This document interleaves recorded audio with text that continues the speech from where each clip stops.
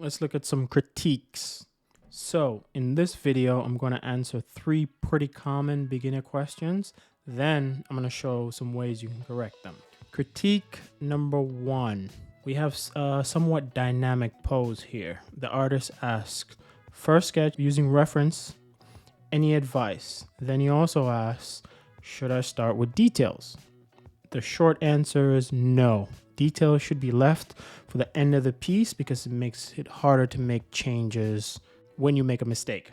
Now on to the actual critique. We start off by breaking down the pose into simple shapes. Start with the head as a simple box, then we go to the silhouette. This helps contain the features and allows you to see if the proportions are correct a little easier. Every major body part can be broken down into simple, basic shapes. Next, we move on to the main part of this pose, the torso. It's important to measure the width of the shoulders by using simple lines. Use a construction box while keeping in mind where the arms should go while keeping the pose also in mind. At this stage of the drawing, you should stay loose.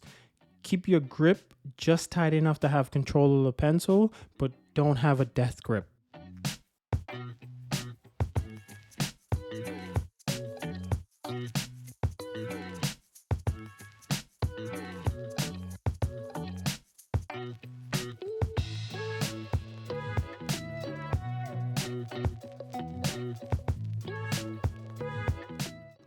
A little tip, because this is a somewhat dynamic pose, it helps to use a gesture line to get the rhythm of the pose before you start constructing or before you start adding any details.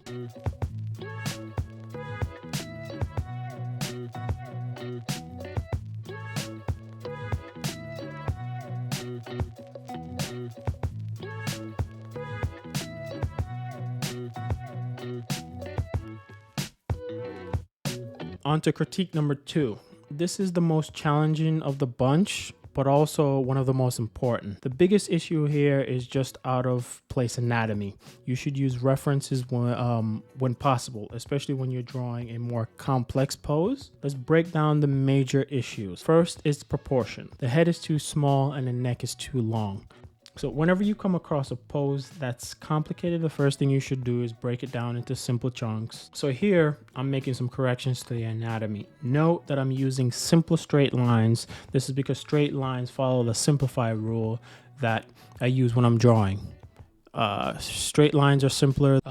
The simpler, the better. It's a lot easier for you to just get things done a lot quicker. I'm just making basic structural corrections here. I do this by looking at the relationship between different parts of the body. This is called comparative measurement.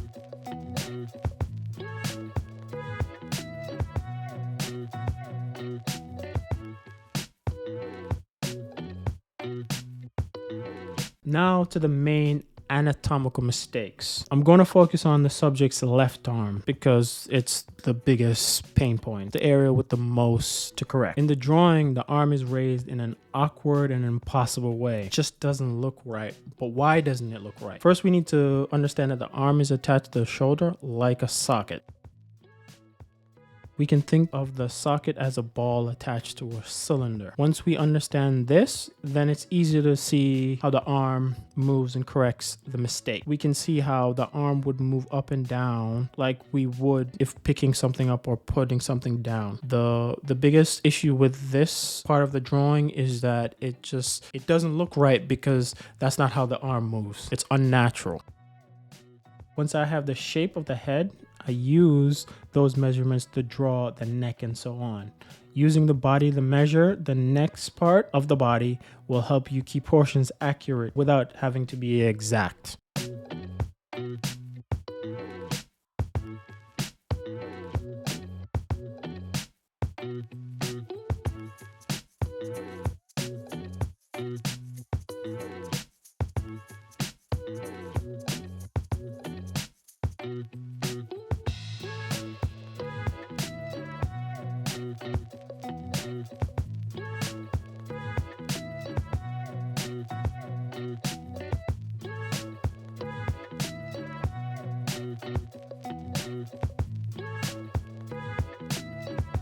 the final critique. This person asks, are my values correct? Answer, yeah, for the most part they are. So for this one, what I'm doing here is just I'm giving a little extra advice because the painting is pretty good. Just I'm taking it from let's say a 7 up to an 8, 8.5. So I'm making the shadows more obvious.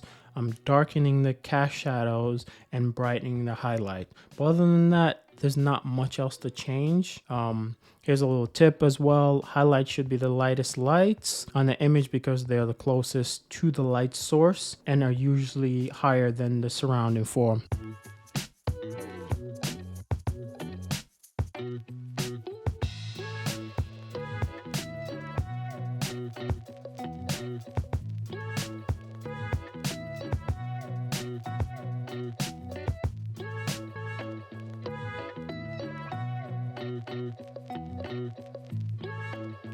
And that's it. Hope you guys learned something.